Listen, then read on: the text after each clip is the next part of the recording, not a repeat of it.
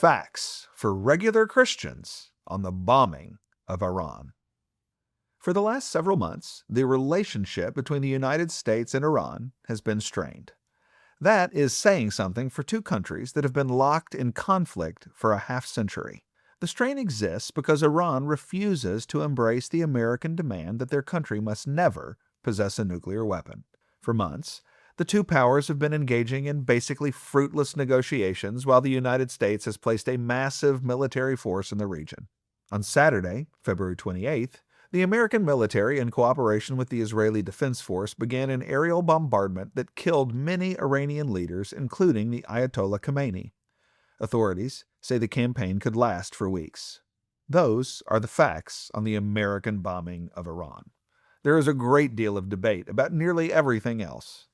In a difficult and confusing situation, I want to speak to regular Christians who do not have jobs in the halls of political power and who do not get intelligence briefings, but who are watching reports on the news and social media, trying to make sense of all that is happening. Here are 5 facts that can help those regular Christians make sense of the bombing of Iran.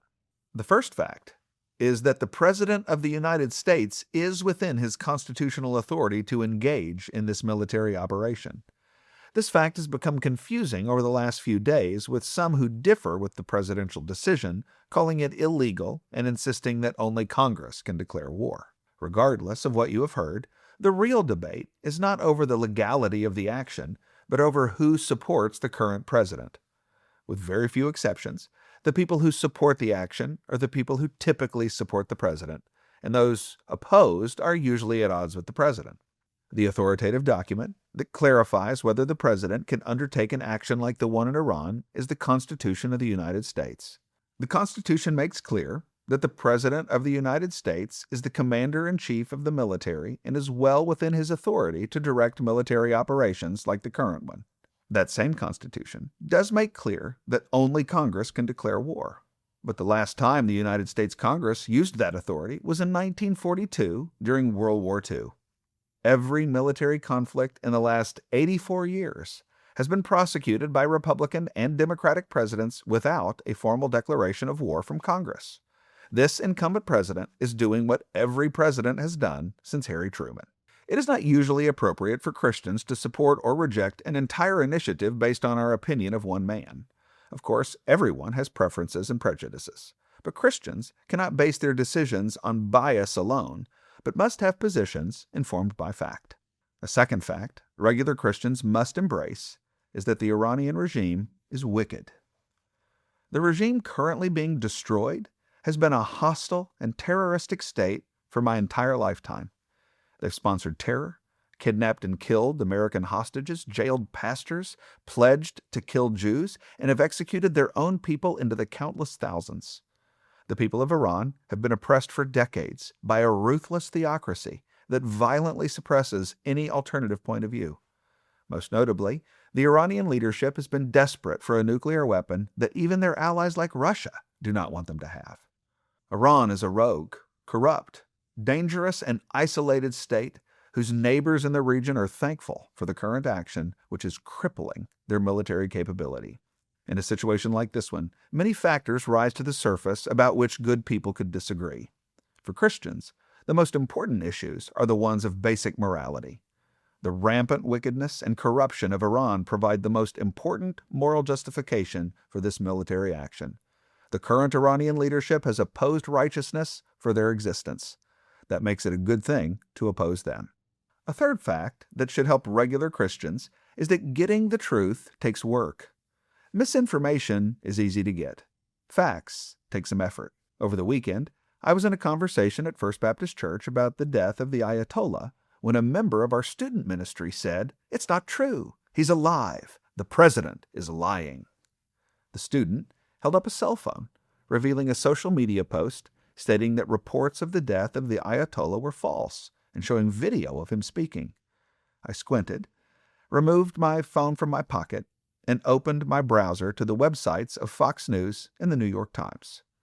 Both websites were running headlines declaring that the Ayatollah was indeed dead. All of us regular Christians are required to rely on others for information about this conflict. That means we must be very careful who we trust to give us this information. We need a high standard for what we declare to be a fact.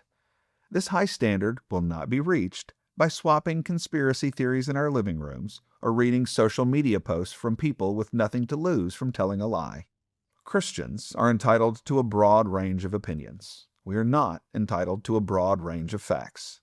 Before you say something is true, you should check multiple credible sources that have something to lose when they report error. A fourth helpful fact for regular Christians is that having an opinion takes humility. The world is full of talking heads and hot takes that freely share their different and competing opinions about the best thing to do in this current situation. Many of us normal Christians love to share our conflicting points of view about how best to handle this whole thing. It's not wrong to have a fact-informed opinion, but most regular folks could afford to embrace their opinions with greater humility. Romans 12:3 teaches regular Christians to be very humble about how we think about things. I say to everyone among you not to think of himself more highly than he ought to think, but to think with sober judgment. You may have a very strong opinion about the Iranian action, and your opinion may be the correct one.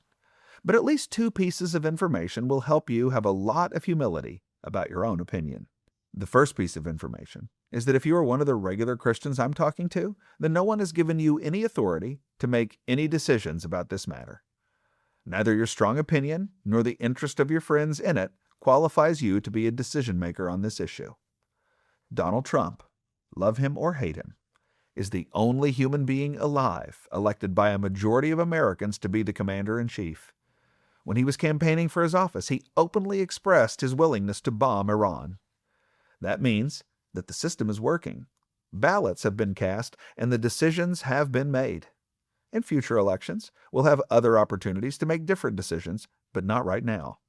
Right now, power has been distributed, and that power has not come to any of us. Neither the strength nor the accuracy of our opinions can change that. It will help us be humble when we remember none of us are the ones anyone trusts to make these decisions. The second piece of information that should humble us is just how little we know. When you take the most care possible in digesting the most accurate information, you are still guaranteed to possess only a tiny fraction of information that those in authority have. Every regular Christian has no option but to entrust ourselves to the people in authority who have more information than we do. That is very humbling. A final fact regular Christians must embrace is the command to pray. This can be a difficult fact to remember with all the questions people are asking right now. Was a military campaign like this one wise? Was this the right time to do it? Are we going about it in the right way? Will the power that fills the vacuum created by these strikes be greater or worse than the power getting eradicated? Lots of folks will disagree about lots of things on a matter as important as this one.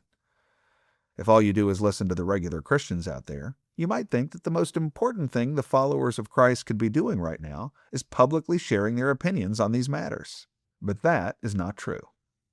God neither commands us to have an opinion on these matters, nor weigh in on them publicly.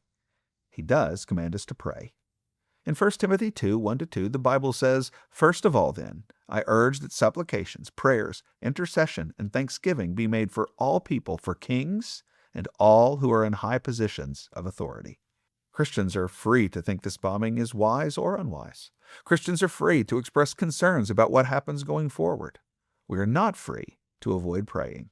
It is a condemnation of too many regular Christians that they spend mountains of time doing all sorts of things the Bible is silent about, and no time doing the main thing the Bible is clear about. Every Christian must pray for the president and everyone else making decisions about this action.